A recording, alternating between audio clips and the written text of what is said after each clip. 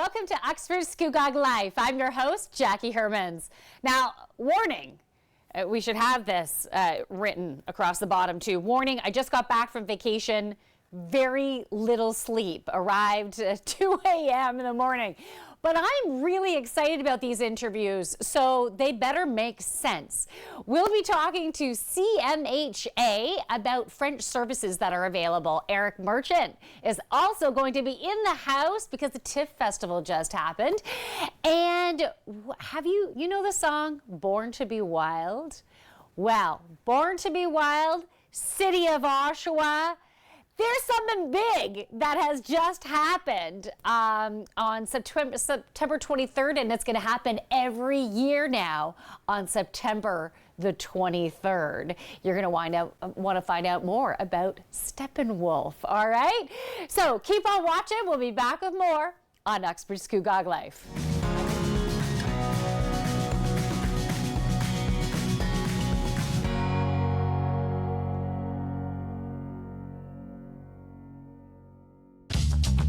This program is brought to you by Ignite TV. Now you're in command. Visit Rogers.com for more details.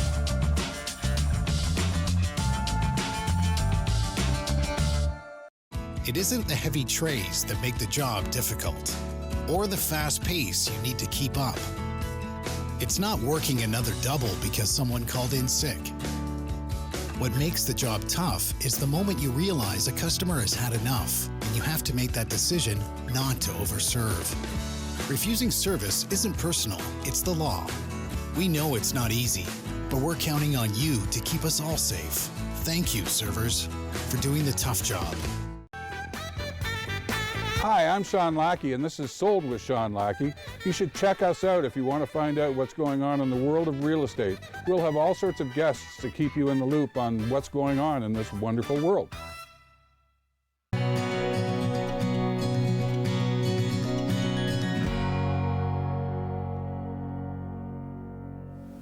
Welcome back to Uxbridge Scugog Live. So with us right here, as you see, is a proclamation with the city of Oshawa. And we're going to talk about this because I'm with Paul Kawigis, who has made this happen. If you know the song Born to be Wild, if I could just burst out in song right now, I would.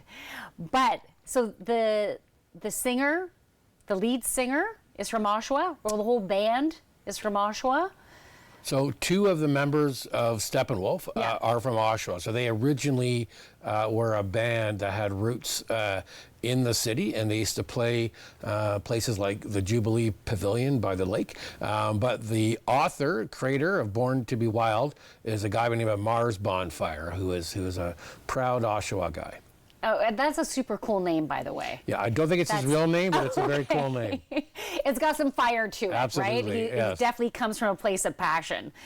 So why were you passionate about making this happen? So you have, there's a day now, September 23rd is now Steppenwolf Day. Yes. You made this happen. Why? Where did this come from? So there's a couple of reasons. So I've lived in Durham region for about 10 years now, specifically Oshawa, and I kept hearing this story, this kind of urban myth that the band Steppenwolf, had roots in Oshawa, and especially that song, Born to be Wild, was written by a guy from Oshawa. And I always thought to myself, well, that is the perfect theme song for Oshawa. Why don't more people know about this? So Right. I've been thinking about it for 10 years, and then finally, I guess the beginning of September, I put the pieces together to sort of get some help from the city and the college and the Chamber of Commerce, and we were able to make this happen. So officially recognize September 23rd as Steppenwolf Day. I love that. Okay, so you said you feel like it's a perfect theme song for Oshawa. What kind of energy do you feel like Oshawa has? Yeah. So the thing about that song and why I think it's a perfect fit is that that song captured the spirit of the 1960s, which was about breaking free and rebellion and innovation and moving forward. And that song has a lot of energy in it. And I think that it just feels right for Oshawa. Oshawa is on the cusp of just reinventing itself, but without losing its history. I feel the energy in Oshawa, and there's a rebellious spirit in Oshawa, which I love. It's about, we used to call it rebellion, now we call it innovation. It's the same thing. And I think that, Oshawa is just on the cusp of doing some really amazing things. So that's one of the reasons why I think it's such a perfect fit. I love that. Can you give us any insights of what might be happening next year, September 23rd, 2024? Anything exciting? Absolutely. Next year will be bigger and better. So this year we sort of were just happy to make it happen and plant the flag, and that was great. And we had a after a screening of my film, we had a Zoom interview with Mars Bonfire himself, and there were some local folks who took it upon themselves to do something special. As an example, local celebrity chef Ted Reeder created a special dessert, Born to Brie Wild, that he had on. I think he sold out. Yeah, he's great. And so next year, my hope is that more people will take it upon themselves to invent a way to celebrate and recognize the day. I imagine that we'll get the college involved, we'll get locals involved. They may throw parties, they may do cool things like that, but the big news is that Mars Bonfire agreed to be here in person next year. Yay! So we'll include him in all of our festivities. I'm sure that the radio station will get involved.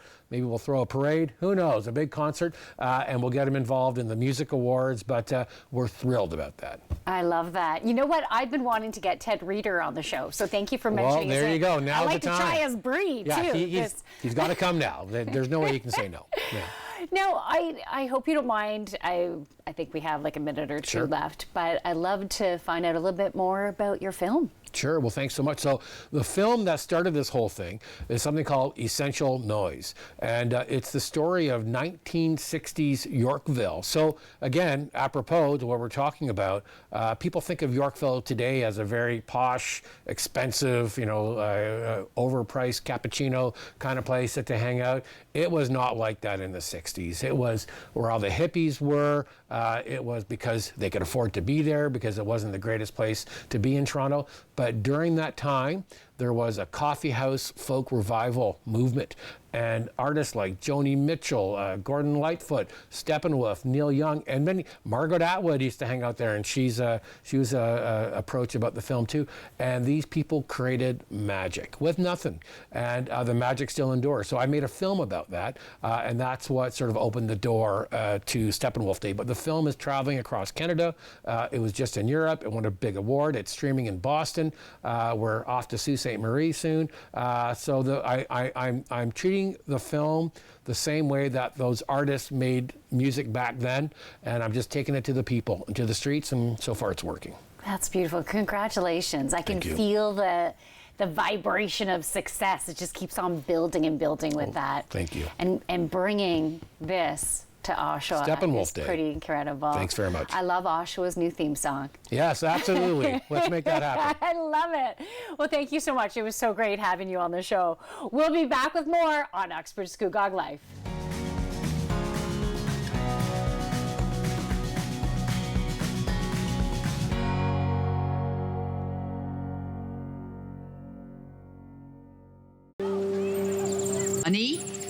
I'm Carolyn King, and I'm a member of the Mississaugas of the Credit First Nation and the creator of the Moccasin Identifier.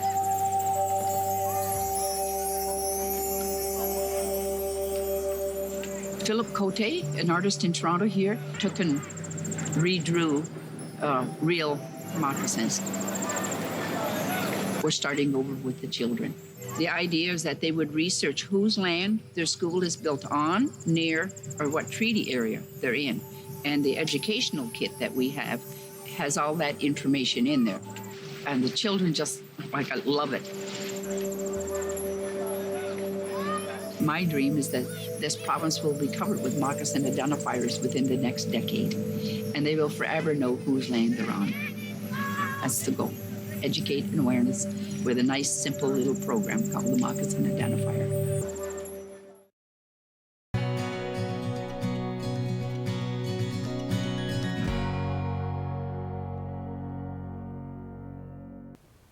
Welcome back to Uxbridge Scugog Life. So with me on the show, we have guests from CAMH. We have Mireille Hanault. Yeah. Yes, I think I did that okay. Yeah. All right, and she is the French and language service educator. This might be obvious to some, but not to me. Of course, there is different programs that you can have with CAMH that are just within French. Yeah. So the full name of our organization is the Canadian Mental Health Association Durham. Okay. So, and we are a community-based organization providing a broad range of services. We see ourselves as a hub model where somebody can walk into our organization and receive assistance from our nurse practitioner-led clinic, to case management services, to answering a number of questions where someone will be there to provide quick referrals to different resources in our community. Mm-hmm. And on top of that, some of these services are in French. So we provide what's called an active offer in French, which means that if someone is speaking French and they'd like to have some services in French, there are people who can provide those services in French. Oh, beautiful. That's fantastic. So then they can feel comfortable and within their own culture. And my girls actually went to French immersion, and something that what you're tweaking for me is like, oh, that could be a nice job for them. Is I'll let them know that could be something that they can end up going for. Sure. Okay, so when they're contacting your organization, and if they're interested in those French-specific services, they can just ask anyone who they speak with, and sure. So they could ask to speak to someone who speaks French. Also, on our voicemail, we give people an option. Pour les services en français, appuyez sur le 2 for services in French. Right. Press 2, and that will lead them directly to myself. And then I can provide information and referral services, some case management, and I as well help my colleagues out because there are French-speaking clients and they do ask me for assistance. Can you help this person interpret some of the services that we have? So that's available as well. Okay, that's one. And now, is there quite a large French population within Durham? Do you find that there's any pockets?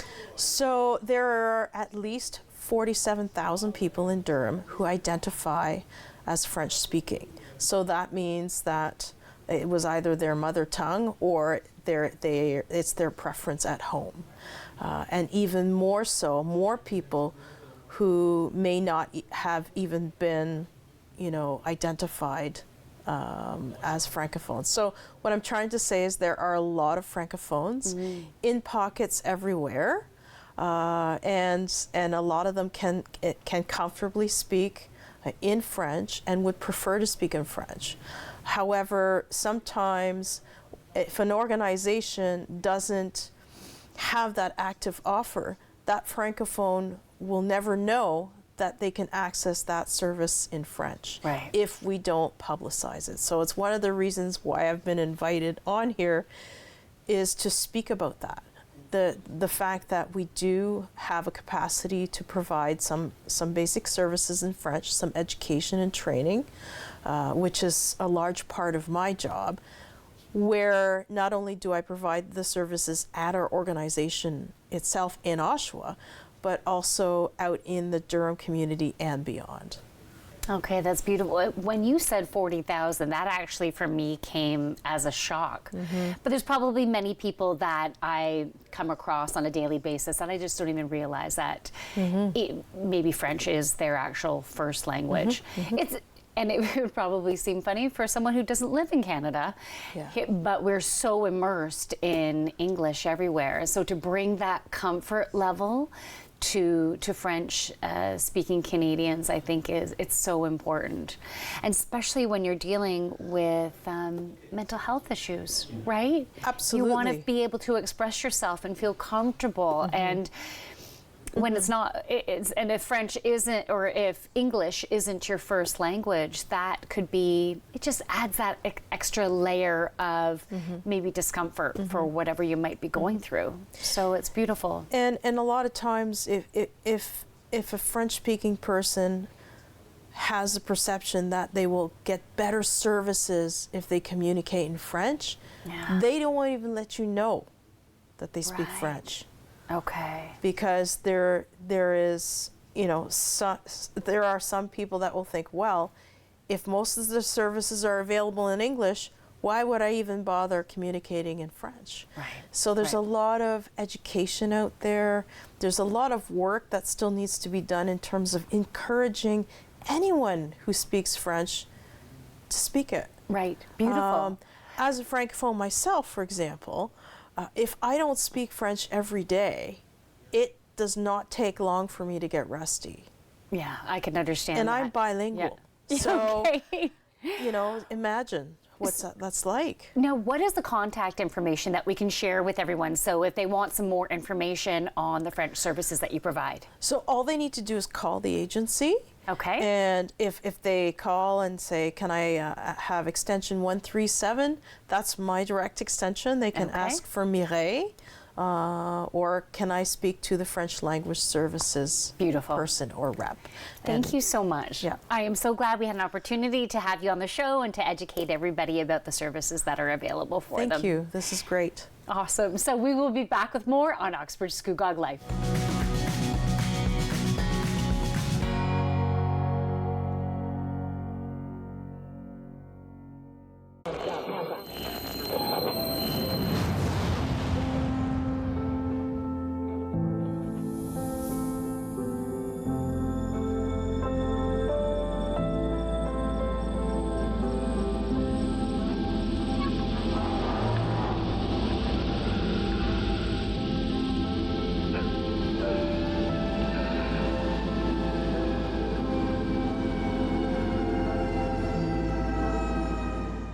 Hi, I'm Angel Morgan, host of Raising Energy on Rogers TV. Join us each week as we are back in the studio doing live psychic readings. I work with guides, guardians, angels, archangels. I'm a free-for-all. I even bring through animals and messages from loved ones to bring you closure.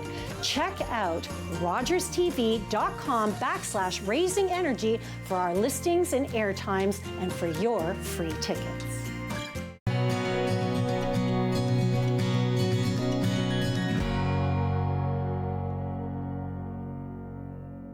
Welcome back to Uxbridge Scugog Life. So we're talking movies. I have Eric Marchant and the TIFF. TIFF just happened. It did. Right? It happened, the 48th Annual Toronto International Film Festival. A very interesting year overall in terms of what the festival had to offer, the films that were curated, but also with the actors and writers' strike going on. It changed the mood and the atmosphere in terms of how films were being presented, and you still saw audiences, because TIFF is a public film festival. A lot of festivals aren't always open to the public. It's usually press and industry. There is that aspect of it, that side, but TIFF is one of the few festivals that, showcases films from around the world, that allows people, the public, to come and see those movies. So you kind of get an idea of how a film will actually play when it gets a theatrical release. So it was exciting to see people still come to the theater or still come to a movie that they were excited about, even with, no sort of big name celebrities or actors pushing the film. It was more about the directors coming in, or a producer or somebody in that capacity and talking about their work. And it's just always exciting to have that communal experience with your peers, but also people that maybe you only see once a year during the festival. And that's still very much integral to why I love going every year. But there was a feeling that, okay, well, maybe TIFF is at a moment where it's changing. The 50th festival is coming up very soon, in a couple of years, and TIFF used to be the festival of festivals, and it was a time where, again, the world was looking you know, a little bit different in terms of how the festival schedule was playing out, and TIFF was taking that opportunity to bring the world to Canada, you know, and that's really important. And I think that that's changing now, where TIFF's identity needs to figure out, you know, do they want to be a Canadian film festival? Do they want to be an international film festival? Do they want to be a festival about awards? It's a little bit up in the air, so it'll be very fascinating to see how it goes in the next couple of years. Okay, now what would you say? This is me wanting to know this. What are the hot movies that you're like, ooh, you want to see this one now? You know what? There was a lot of great stuff. The opening movie, the Studio Ghibli film, The Boy and the Heron, which actually already opened in Japan over the summer and didn't have any promotion. There were no trailers, there were no photos. It was just one poster. But it's the founder of Studio Ghibli, Hayao Miyazaki, who came out of retirement to make this movie. And it's very much a film that is looking at the deconstruction of Studio Ghibli. It's about a young boy who loses his mother, but then ends up sort of going to live with his aunt, who is marrying his father, and sort of that relationship dynamic. And then we see this strange sort of building that he enters and a relationship he develops with this talking heron. It's sometimes disturbing and weird, and it's definitely not for children. Guillermo del Toro has talked a lot recently about how animation is a medium and not a genre, and that it's not just simply made for children. And when you watch a movie like this, which was the opening film of TIFF, you're reminded of how imaginative world building can be, and how creative animation can sort of express emotions that you're feeling, and you just get sucked into the world that Miyazaki has created. It's a beautiful movie. It's opening theatrically on December 8th. I can't recommend this enough, especially for people that love anime, that love animation, that love the style, that love his films. He's never pandering or condescending to children who are watching these movies, and he embraces sort of the more grown-up and mature aspects. And I'll also say you'll never look at parakeets the same way again. Okay, and I love blue herons. When I see you might have a different opinion after this. Okay. Oh, maybe that will determine whether I see it. Now, there is some sad news to some moviegoers. Dumbledore. As we're recording this, just recently, Sir Michael Gambon passed away, who played Dumbledore in multiple Harry Potter movies, because Richard Harris played Dumbledore in the first two, and sadly he passed away during those films, and Gambon came in and sort of took over. A really wonderful character actor, an amazing stage presence, really well known in Europe and in the UK as a stage actor. Started, you know, with Sir Laurence Olivier and sort of worked his way up. Always kind of was a professional character actor who took on roles that maybe were sometimes a little bit seedy or disturbing.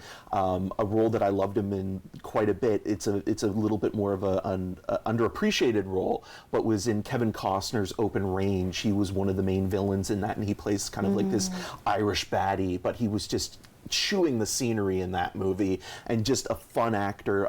Great in Layer Cake as well. He's just one of those guys that anytime he, you know, stumbles into a film, or when you see him appear on screen, the movie gets better. The Singing Detective, the BBC series as well, he's fantastic in. And I remember watching that as a kid with my grandfather, who's British, and just being completely mesmerized by the work he did in that show. Well, thank you to Michael Gambon for the wonderful work that he's done, and the impact that he's made. Yeah, and the wonderful work he did in the Wizarding World too. Oh, okay. With Harry Potter, yeah. Okay, very cool. Well, thank you, Eric. As always, it is wonderful to get inside that amazing brain of yours. So thank you so much. Thank you so much for having me. Really appreciate it. Well, we'll be back with more on Uxbridge Scugog Life.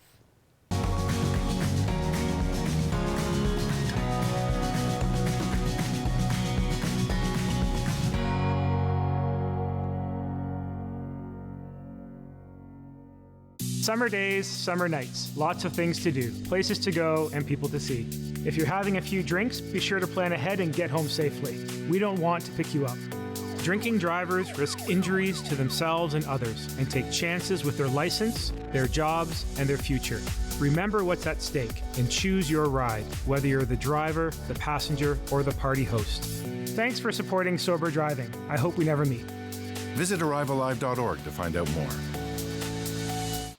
On the next episode of Cinema Scene, we'll be talking about movies. And next week, watch for our episode on movies. And finally, find us online where you can see my reviews on movies. Welcome to the set of Modern Business. I'm your host, Taylor Bursey, and on this show, we'll be talking to young, up-and-coming entrepreneurs, hearing all about their career journey and getting their trade tips. Join me exclusively on Rogers TV.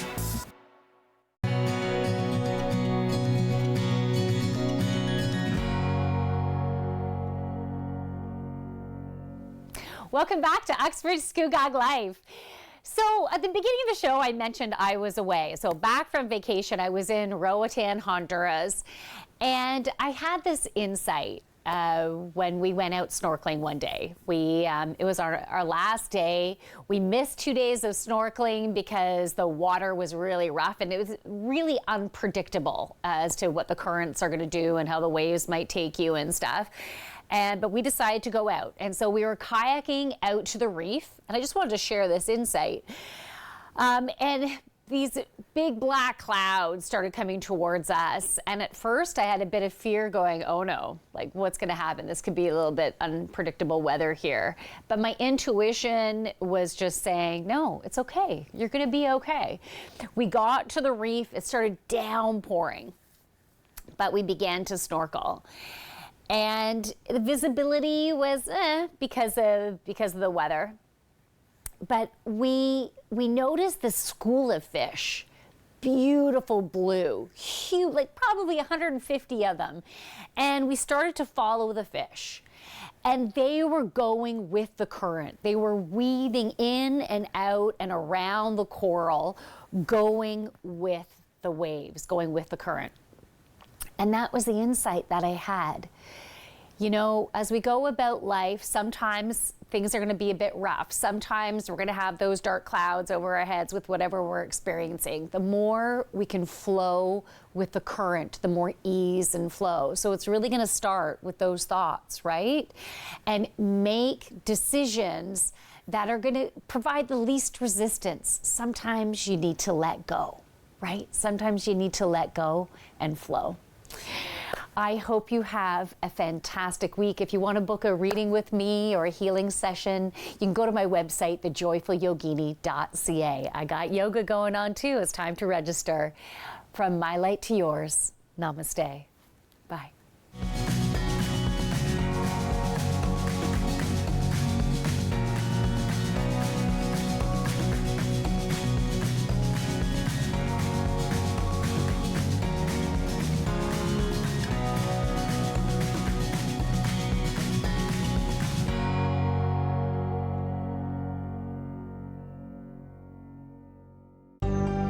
Call the Rogers TV viewer response line, email us, or connect with us on social media.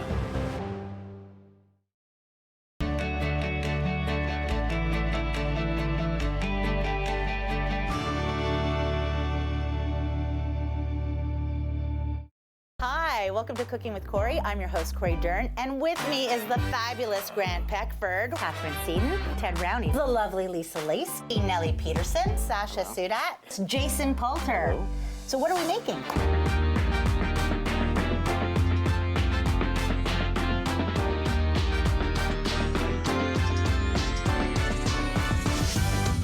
Have you ever looked at a recipe and thought, oh, I'm not quite sure how to do this, or not really understood the technique behind why you're doing it this way?